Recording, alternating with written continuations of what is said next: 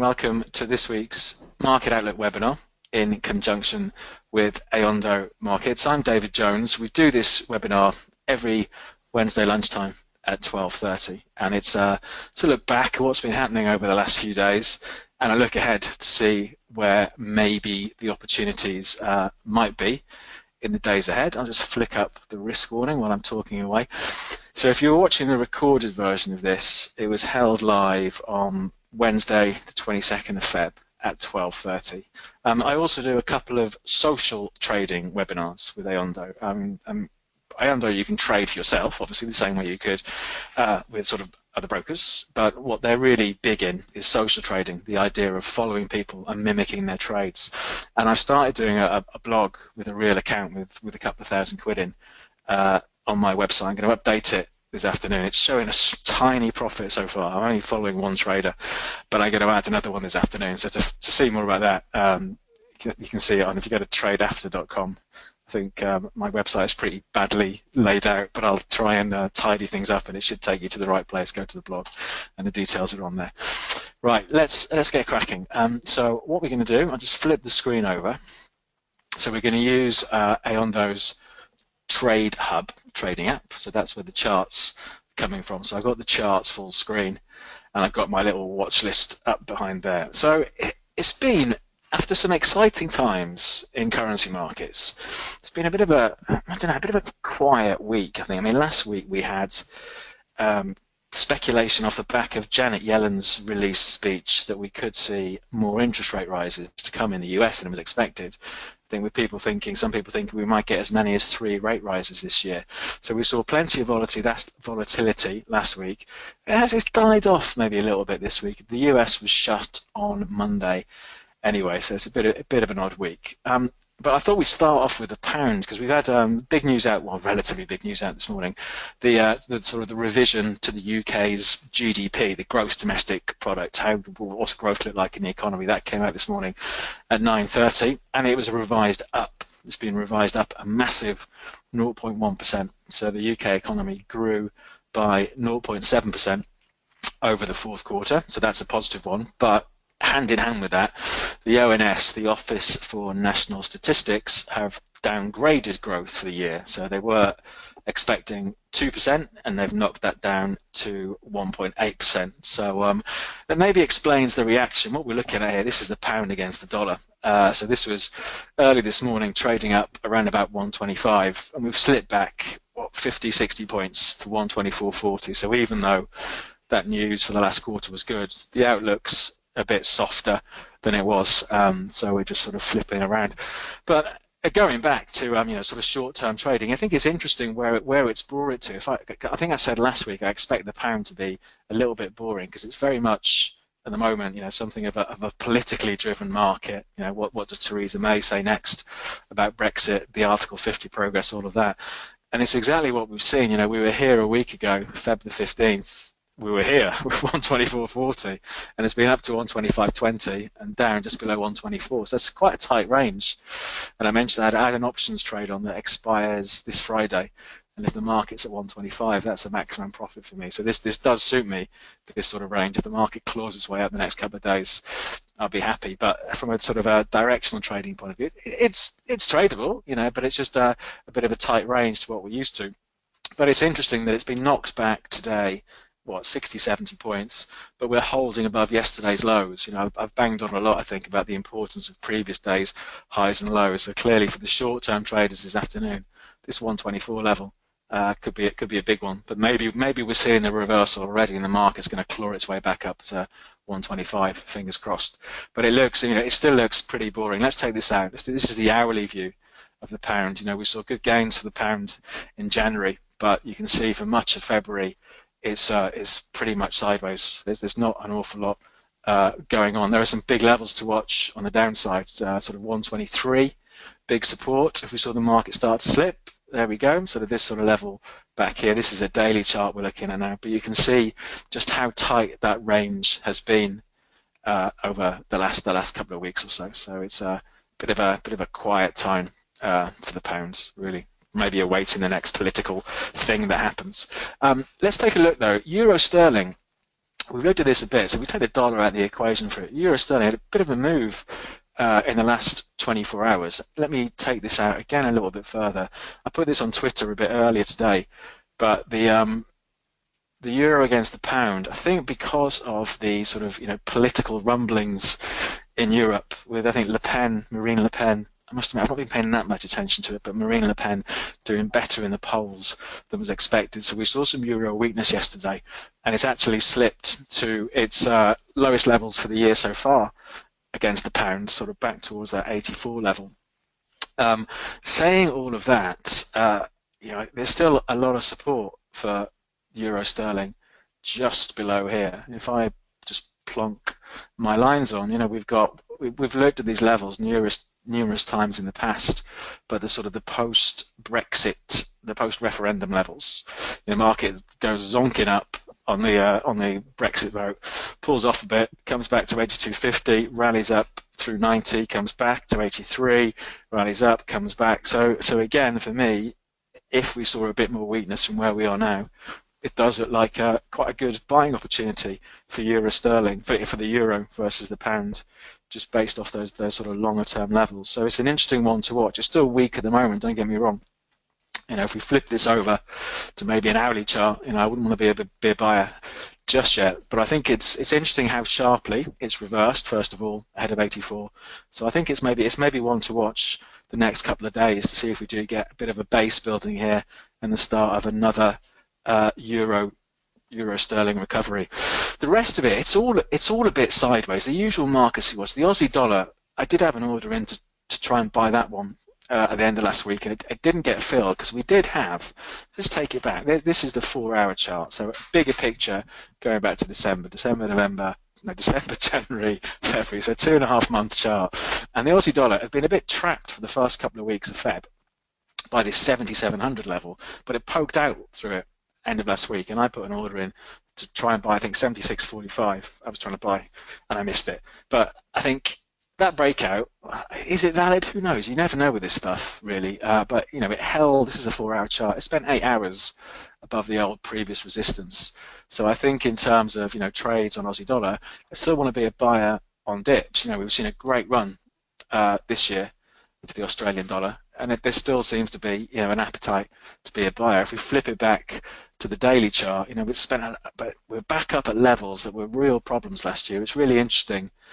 If you're a chart nerd like me, these levels up here, sort of this 78, 78.50 area, couldn't get through it last year, but it keeps coming back like a magnet, and it does feel that, famous last words, that maybe we will get a breakout through these levels and a much stronger recovery this year for the Australian dollar, US dollar. But it's an interesting one to watch. I'd still be inclined to be a buyer, but again, we haven't seen that little poke through. We haven't seen much progress since then.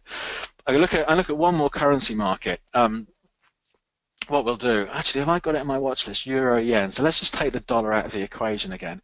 This is an interesting one because of the weakness we've seen in the euro. I think again, if we go back to a bit of a daily chart on euro yen, quite a volatile market, and we were tracking dollar yen through last summer when it based, and then we saw dollar strength, yen weakness. But I suppose you could argue that the weakness that we're seeing at the moment in the euro versus the yen is arguably just a buying opportunity. We could draw our little trend line in there if we wanted to be a bit more aggressive and make things fit a bit better to my discussion here. We could say, well, okay, there's our trends in euro yen. This is just something of a pullback in the euro versus the yen. Saying all that, it's still weak, but I think it's another one that's maybe an interesting market to watch.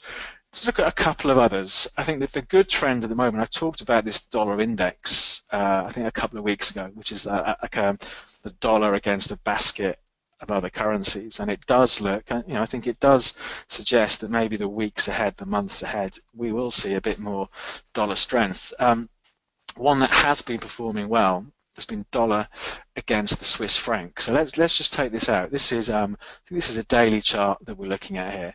So it spent a lot of time last year chopping around, really going nowhere. I think that the spike there, that's going to be the US election, and we saw dollar strength off the back of this up to sort of 103, 103.20, as we all know, no markets move in a straight line. So we saw the dollar giving back a chunk of those gains through December and to the end of Jan. But we have, it's like the classic sort of chart pattern. I mean, this has worked pretty well, where we've had our, our downtrend in place, looking something like that. The market's managed to shake off the downtrend and has turned it round. And today, just today, we've pushed out to fresh highs for this recovery. So let's just take a look at the sort of the intraday charts. It's, it's quite a sharp move. But you can see we've got, I think, a really nice trend in dollar Swiss. We had that. I have traded this a couple of weeks ago. I've not done anything with it since, but we had that nice sort of run here, and then the market sells off pretty hard. Takes out some support levels. So this would have been last week, the end of last week. So slips back from 101.20, briefly down below the 1 level, but has turned it around again and broken out through those old highs. So this does suggest, in dollar Swiss, the trend is it's most definitely your friend, and the trend is still strong. It's been quite a sharp trend, so you could argue, okay, it's overdue something of a correction. Let me just try and draw the right line on here. Which one do I want? The high and low line. So let's plonk that on there. So it looks, you could say it's got a bit overextended, but for me, the first obvious point, if I was a buyer, where would I want to put my stop loss? I want it the other side. The tightest I'd want it is the other side of this level. And even though it looks like it's a long way away, it's only 1 o'clock this morning. Okay, so what's that? About 100.80 sort of area. So at the moment we're about 40 points above that. But if we got a pullback and a bit of strength coming in, I think that's an interesting level to watch. Now, for those of you who are the fans of the squiggly lines at the bottom of the charts, not that I am, but let's have a quick look what our RSI is telling us. There we go. So at the moment you can see how overbought, relatively speaking, it is.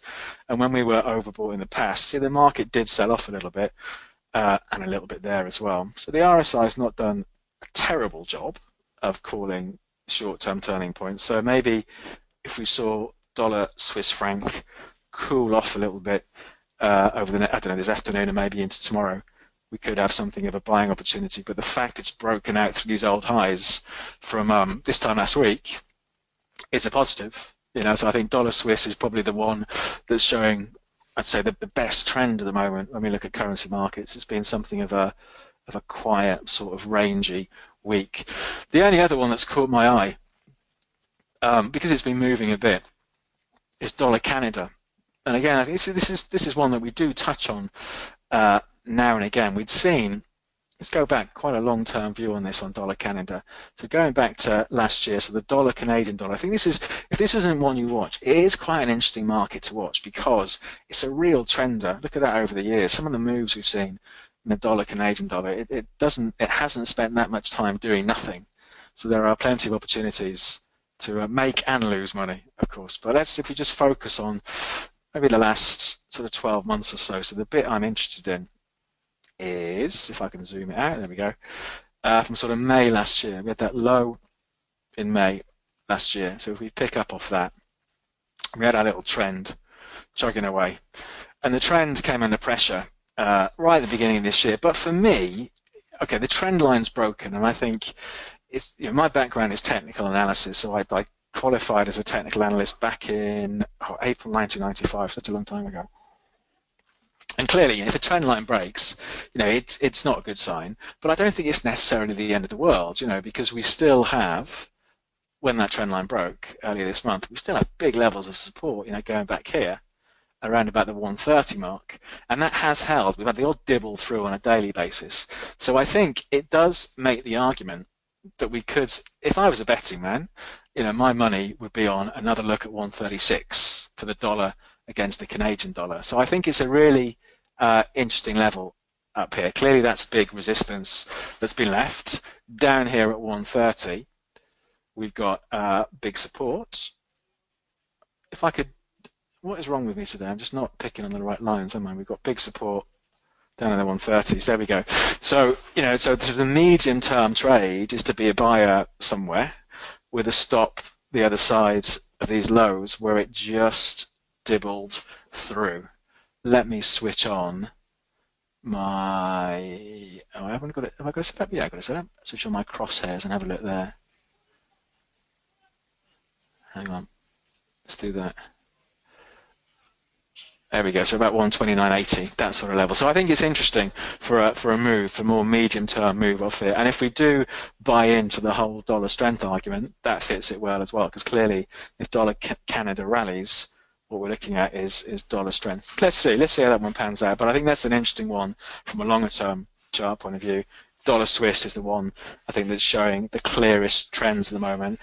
Everything else is a little bit really just sort of side to side. We'll see what the next few days brings and see if we've got maybe some better trends this time next week. Let's take a look though. Let's flip off the FX markets for a minute and let's take a look at stock markets. To be honest, what I should do is just record what I say about stock markets and play it every week, because there was a holiday in the US on Monday. US stock markets came back yesterday. And what happened? What did we see? Once again, fresh all-time highs. It's absolutely incredible. I think just this month, so I think in less than 3 weeks, US markets, the S&P, is up by 3%. It's just a phenomenal run that we're seeing since the presidential election, which is this spike here, obviously, where the overnight markets, when we had the shock to most of the world that Donald Trump had won, we saw the overnight markets sell off. That's this spike down you can see, but then recovered. Since then, they haven't really looked back. If you'd have bought the famous Harry hindsight trade, if you'd have bought the day before the US election, the S&P's up a good 10% since then. So that's in what's that in 3 months, isn't it? Incredible run. So what can we say? These markets are still strong. And I think, like I said last week, I always find it difficult to get on board runaway markets. But one approach I do like, and we've had a little bit of that, I suppose, is if I want to be a buyer from a really short-term point of view, if the market moves back to the previous day's low, it can be a good opportunity to buy. So this was Feb the 21st. So that's yesterday. So we did move back to the out-of-hours lows from Monday. So for me, if we got to move back, so for me, going into today, looking at the S&P, the lows from yesterday, around about 23.51, I'd want my stop the other side of there if I was looking to jump on board this trend and be an aggressive buyer. And you can see, once it takes off, it gets going. But you can see, again, it's an approach that would have worked back on the 17th, where it dribbles back to the lows of the day before, and the market moves away. Now, it's one of these things, it's not going to work all the time, but I think trading is not so much about, looking at a crystal ball and trying to figure out where the market's going to go. For me, it's about trying to find low risk, but potentially high reward places to get in, and when a market makes a low, moves away from it and moves back the next day and holds, this sort of area, again, Harry hindsight trade, 23.40 with a stop the other side of 23.38 is a good opportunity to jump in and see where the trend goes. So for me, the obvious one for this afternoon would be yesterday's lows. That's actually the early hours low. So that's the out of hours low. Let's have a look what yesterday's in hours low was from the S&P. So US markets opened at 230. Here we go. It just opened, and when the real market opened at 230, it just rocketed. So there we go. The first level to watch, 23.54. That was the in hours low, 23.55 on the S&P. So we're currently trading at 23.58. So that'd be the first level I'd be keeping an eye on this afternoon. But these markets, they just go up. Famous last words. It's a cracking trend. We can draw our trend line on there. Let's have a quick look at the Dow. Then we'll have a look at the S&P. Then we'll move over, not the S&P, the Nasdaq. Then we'll move over to the European markets.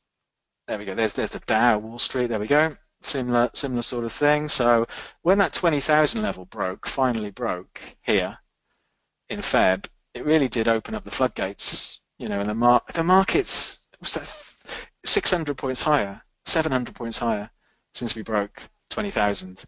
And again, it really hasn't looked back. Markets don't go back forever, but at the moment these are going up nearly every day. Similar picture, of course, for the I mentioned the Nasdaq last week, the US Tech 100. I think it's a nice market to trade. It's a great trend. Look at that trend. So let's plonk the old trend lines on. Where are we? High low. There we go. So we could draw it from back here, and it might look something like that. And then we can draw something of a sharper, accelerated trend. And of course, it's always, I'll be the first to say, it's always easier with hindsight, isn't it, to pick on our trends. But it's just dibbled back a little bit in the overnight market to that trend line. But again, we've got support from earlier in the week, 53.30, support from Monday out of hours, support at 53.20, support. So I'd still be inclined to be a buyer of dips in these markets. It does make you think, though, because they've been going up relentlessly, I do think if we get a correction, it could be quite a vicious one when it comes, because there'll be a load of people who just got used to it going up every day. So it's going to be quite a shock, I think. But there's no sign of that coming yet. Let's take a look at the old European markets. Here we go. Similar sort of story. The DAX has had a bit of a move. Had a look through 12,000. Let's flip that over to the dailies. Here we go. Let's just take that out because we're not at all-time highs yet on the DAX, but we're not a million miles away. Again, clearly, trend still strong on the DAX. The big level to watch is this one up here.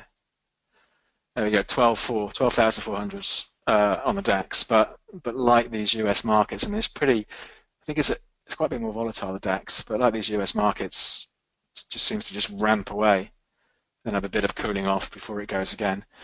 Let's do the FTSE 100. Then we'll look at a share. We'll look at BP. I think BP is an interesting share at the moment, so we'll look at something a little bit different because it's pretty much the same old story for stock markets. The FTSE, as usual, is sort of doing its own thing.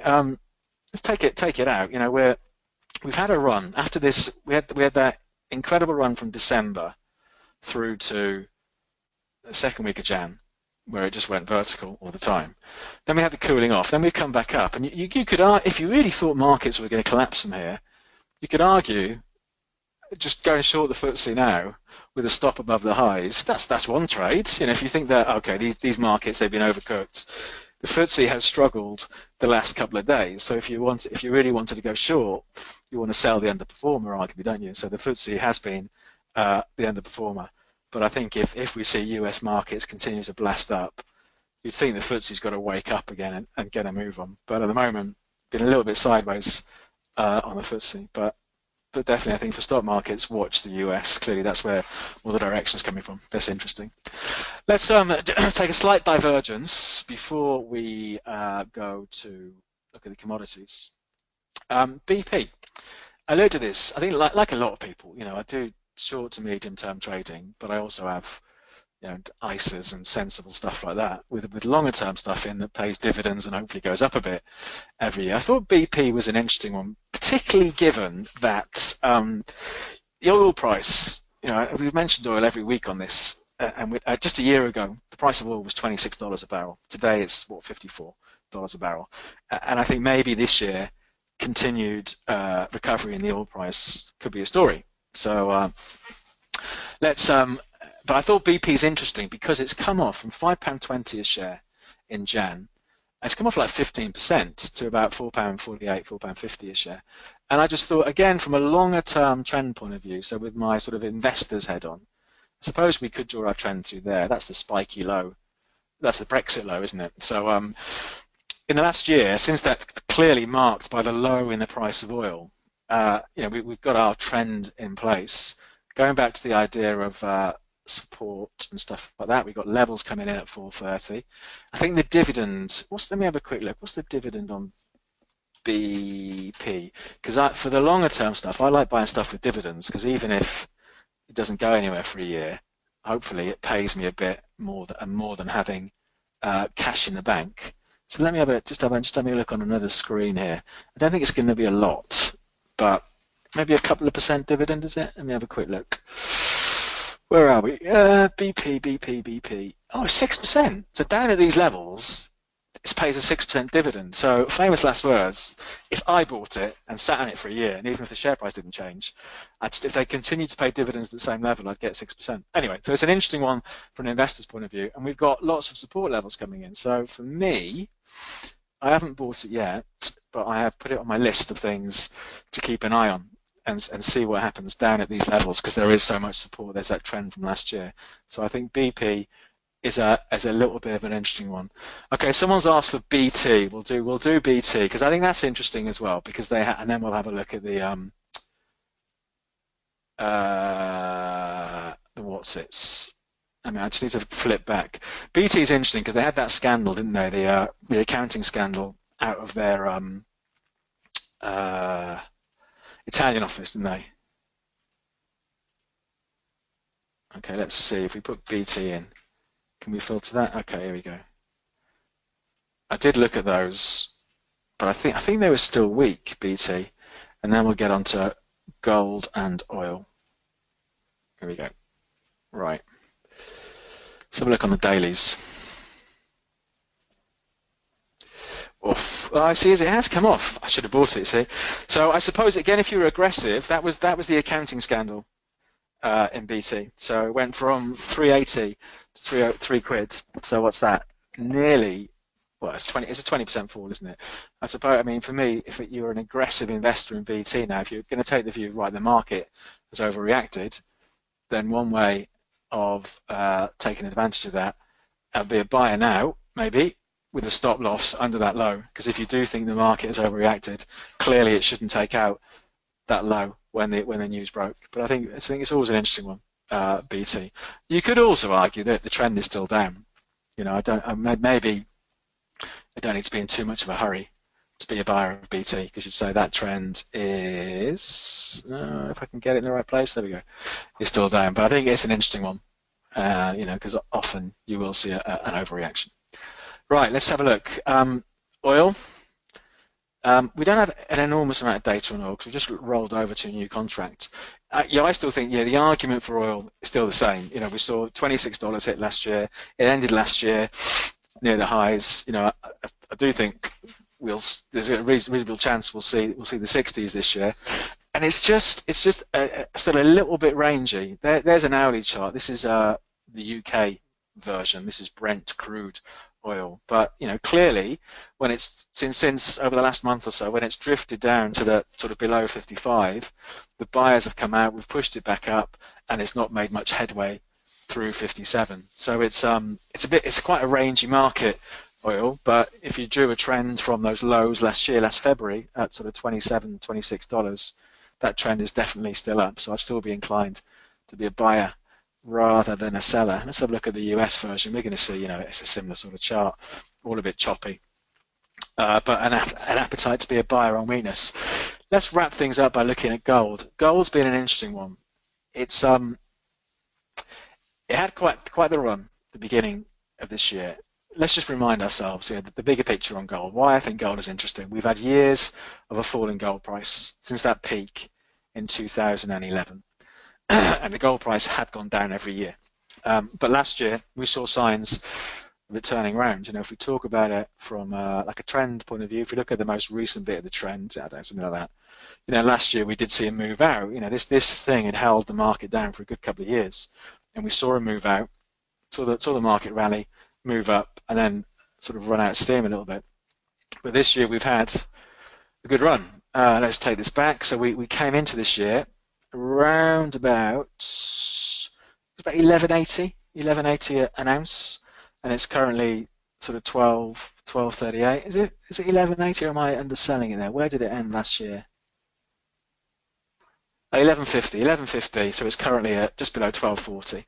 So we've seen an $80 move in the price of gold. So about a 7% move in gold this year. I'd still be inclined to be a buyer of dips, but I just think over the last couple of weeks, it's maybe lost a little bit of momentum because we're having these really strong runs and these move higher. But so far, the highs from early in Feb up here, so 1245, it hasn't managed to break through. But you could see, you know, it was getting knocked back a bit last week. There was a real appetite to be a buyer. So I think, you know, if you wanted to jump on the trend, the first obvious place I'd want my stop, the other side of last week's low, so the other side of 1216. So again, if it's sold off into maybe the 1220s again, it maybe looks interesting. But I think, you know, even down here, it still seems to be, to me, to be a buying opportunity. So I think even though it's lost a little bit of momentum over the last week, this is the daily chart now. You know, this trend for this year so far, I would say maybe it's a bit ambitious for this year, but I think that we will see 1370 before we see, 1100. Famous last words. So let's see what happens. So I think it's always an interesting market to watch, and of course it moves in the opposite direction normally to the US dollar. So if the dollar's going down, the price of gold is going up. With stock markets so strong though, clearly there's a lot of money flowing into stock markets, so they're avoiding the traditional safe haven destinations of gold, but it's always an interesting one to keep an eye on. So we'll start wrapping things up there. So currency markets, been quite quiet the last week, but we had that break in euro sterling yesterday to new lows for the year, and dollar Swiss is really strong. Everything else is just a little bit rangy at the moment. Stock markets still incredibly strong, definitely being led by the US market, which made all-time highs yet again yesterday. It's a braver man than me who bets against that market. Oil a bit sideways, but gold, still seems to be attracting buyers on weakness. So that's it. I think there's plenty to keep an eye on. There's not much coming out on the economic calendar for the rest of this week, so there are no major economic announcements, I don't think, to sort of drive some volatility into markets. Next week, of course, we get back into, we'll be in March, so we'll have, I presume, the payrolls. Is that a week on Friday? I presume they'll be coming out, so we'll see a bit more volatility in markets. But I think that's it for this week. Like I said, I also do social trading webinars with AUDUSD, and I opened another account a few weeks ago, and I've been blogging about it, about progress so far. I think so far it's made about £4 profit so far, just following one trader, very small. So I'm going to update that over the next couple of days, and you can see the details on the website, tradeafter.com. If you have any questions, drop me an email. I'll try and answer them if I can. And for Twitter, if you're on Twitter, then my Twitter handle is @JonesTheMarkets. But we'll wrap up this week's market outlook with AUDUSD there. I hope you have a good week, and hopefully you can make it this time next week, and we'll do it all again.